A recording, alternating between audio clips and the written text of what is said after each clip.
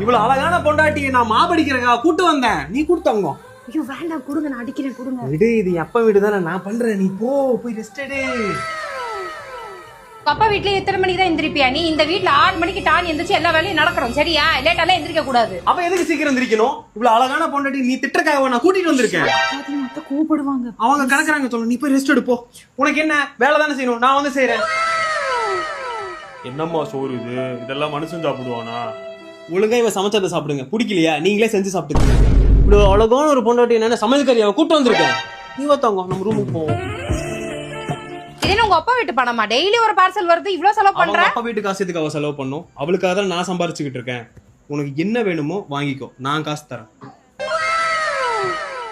அண்ணன் முழுசா பொண்டாட்டி தாசனாவே மாறிட்டாமா. என் பொண்டாட்டிக்கு தானே தாசனா இருக்கேன், ஊர்ல இருக்கிற பொண்டாட்டிக்கு தாசனா இருக்கேன். இவ்வளவு அழகான பொண்டாட்டிக்கு வேலை செஞ்சு கொடுக்கறது எவ்வளவு கொடுத்து வச்சிருக்கணும் தெரியுமா? நீ போட தங்கம்.